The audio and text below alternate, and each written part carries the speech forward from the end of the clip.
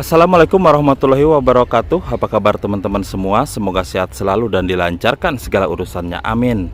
Siang hari ini saya sedang berada di tempat yang dimana jenazah Cika diangkat kemarin ya teman-teman. Ini situasi dan kondisi di saat ini di hari Jumat ya. Jadi setelah kemarin rame-rame pengangkatan jenazah Cika dan jenazah Ade ya teman-teman.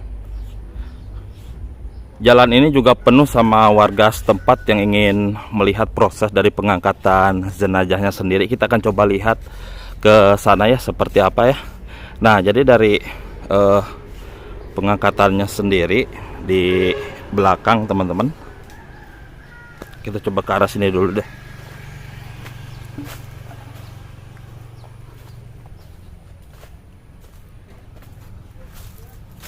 Nah, jadi warga pada ngumpul di sini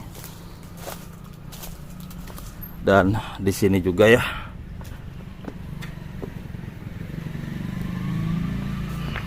Nah, di sini nih rame-ramenya kemarin teman-teman. Kita coba ke belakang ya.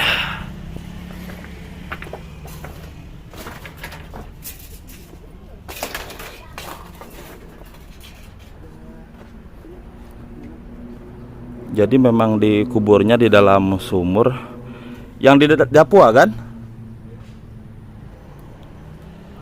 Di dalam sumur yang di dapur teman-teman. Tapi sekarang pintunya ketutup ya. Ini juga sumur tapi bukan sumur yang ini teman-teman.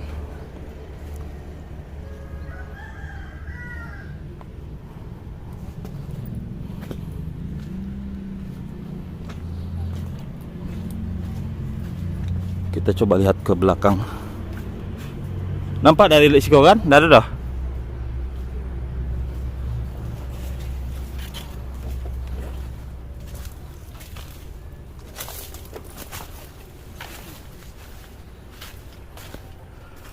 Jadi untuk polis lain dari ujung sana ini besar ya. Nah, tiangnya dari sini pohon ini ya sampai ke sana. Jadi ini adalah rumah pelaku teman-teman. Benar-benar sangat bejat. Kaget juga saya tahunya kemarin pas dapat informasi ada 2 korban yang dicor di dalam sumur ya, Adek sama Cika.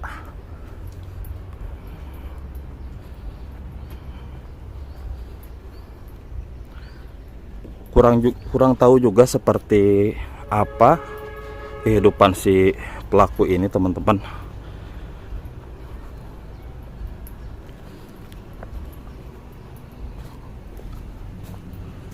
Jadi untuk motifnya sendiri memang motif asmara ya. Tapi kalau untuk hutang menurut saya nggak mungkin juga ya. Hutang sampai menghabisi nyawa teman-teman. Kita coba lihat ke arah sininya ya.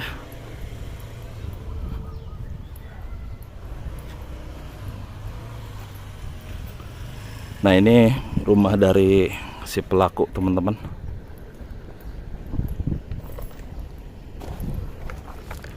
Sadis banget ya, dan ini baru ketahuan setelah ditemukan potongan tubuh dari Dinda ya. Setelah Dinda terungkap dan taunya mengaku sendiri si Wanda nama pelakunya, kalau dia sempat membunuh lagi perempuan yang bernama Cika dan Adek ya. Adek sama Cika ini sudah berlangsung 1,5 tahun belum terendus sama pihak kepolisian ya teman-teman.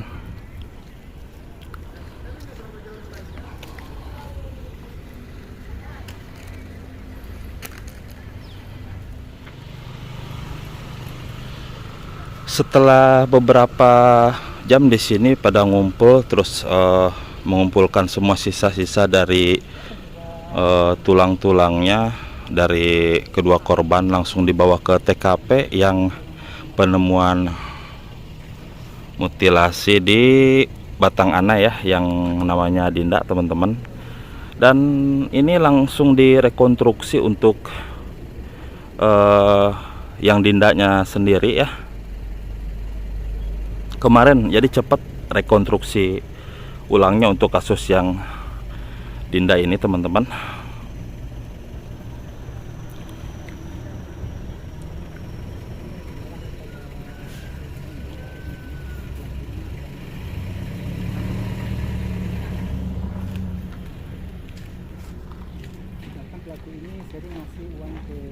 Dan di sini ada tetangganya rumah yang satu. Tapi kalau memang sendiri ya tinggalnya si pelaku ini, harusnya ketahuan juga sama warga ataupun keluarga si pelaku ngelakuin sesuatu yang keji dan sadis teman-teman.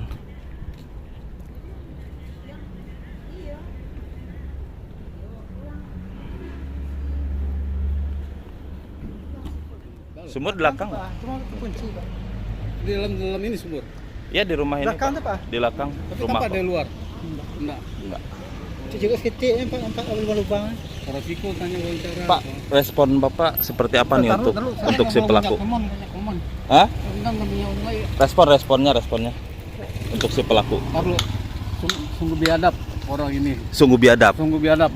Keji Pak ya? Iya, sungguh biadab, keji manusia ini. Ini bukan manusia lagi, binatang. Udah ini. binatang Pak ya? Binatang ini. Dikarenakan sudah dia itu yang dibunuh ini pacarnya tuh sendiri gitu. Betul. Kan? Bukan orang lain, pacarnya. Kok kalau dibilang dia cemburu, kenapa nggak diselidikin dulu?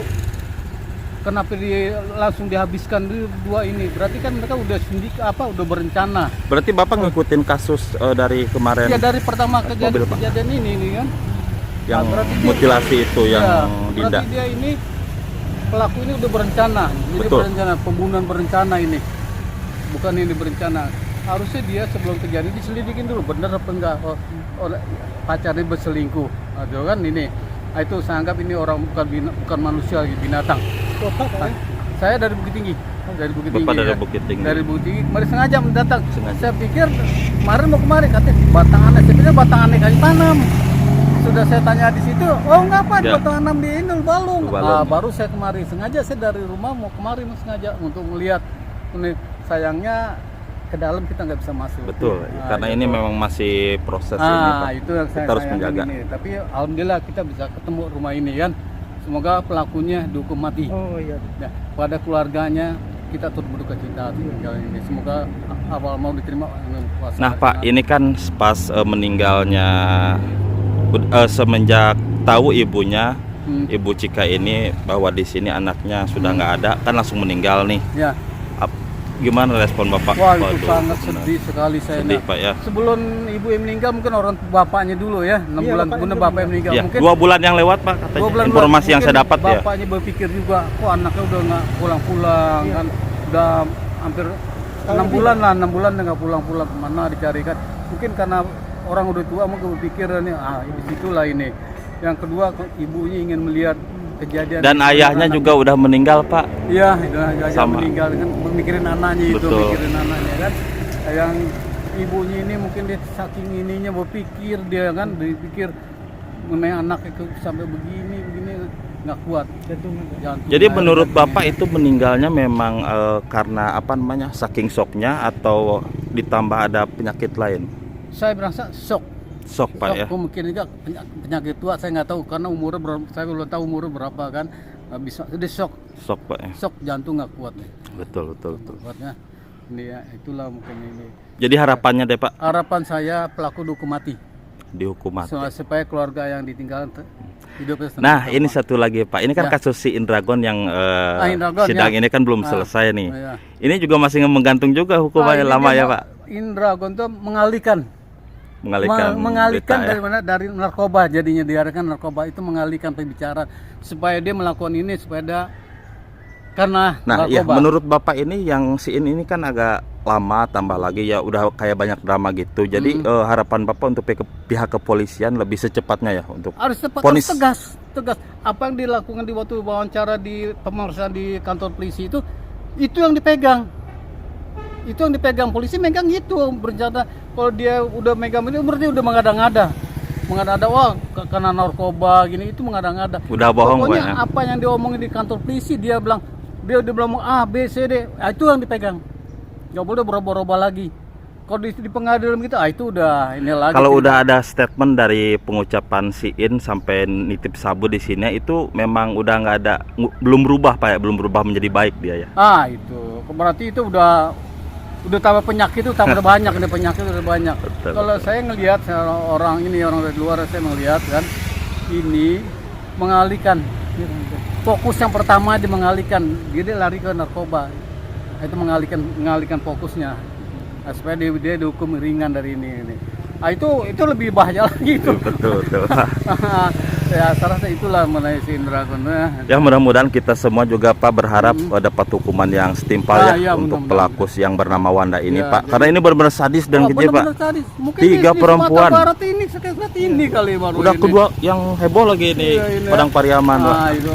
Apalagi yang sampai dalam kubur ini udah hampir setahun lebih lebih kan. kasusnya. Malah dia bersandiwara lagi mencari pacarnya. Sempat ikut mencari pacar ya dia, mencari sampai mencari 11 hari kemudian katanya motor pacar ketemu di situ. Oh, di jadi satu teman-teman si tempat. pelaku ini yang bernama Wanda sempat ikut mencari. Wanda itu mencari ini. Dia melaporkan ke polisi juga. Dia mencari Ngeri keluarga yang juga menaik ini. kendaraannya. Tahu-tahu dia juga yang nemuin di tempat 11 hari kemudian. Itu Drama Pak ya. Udah Di luar permainan akal sehat, dia permainan itu. Iya, permainan dia itu. Itu saya ini. Saya bilang kok bisa di Sumatera Barat, orang alim-alim ini, sopan ini, Kuat agamanya. adat istiadatnya kita kan, kok bisa begini? Apa karena medsos? Saya nggak tahu nih ya. Apa ngelihat medsos ini. Jadi Itu yang lebih tahu Nini Mama lah itu. Itu urusan ini Mama mengenai anak mamanya kan, ponakannya macam ini kan. Janganlah sampai ada lagi di Sumatera Barat ini. Malu kita. Iya. Betul. Kita orang Sumatera Barat malu. Dari luar itu orang lihat, oh kok di Sumatera begini, yang taunya orangnya alim, ini sopan, ini kok bisa begini. Gitu ya, saya bilang mudah-mudahan ini yang terakhir. Amin, Kejadian di mudah-mudahan. Sumatera Barat jangan sampai ada lagi ya. Kemudian keluarga yang ditinggalin tabah. Semoga almarhum diterima di sisi Allah. Amin. Ya. Oke, Pak. Dari Kajah, makasih ya. Ya, makasih banyak. Assalamualaikum. Jadi seperti inilah situasi dan kondisi setelah pengangkatan jenazah kemarin oleh pihak BNPB dan dia kepolisian ya teman-teman. Mudah-mudahan aja lah si pelaku ini benar-benar dihukum mati, dan untuk hukumannya itu memang benar harus ditegakkan seadil-adilnya, karena ini sudah sadis, keji, dan udah deh nggak bisa berkata-kata lagi teman-teman. Sekeji-kejinya orang nggak apa ya namanya, ini berulang-ulang kali, sudah 3 korban, apalagi ini perempuan 3 nyawa melayang, dan ini 1 tahunan baru terungkap sekarang ya, setelah yang tindak mutilasi itu teman-teman. Nanti kita akan lanjut ke TKP penemuan jasad Dinda ya, yang di Anai ya, apa namanya, Batang Anai. Nanti kita ke sana ya teman-teman.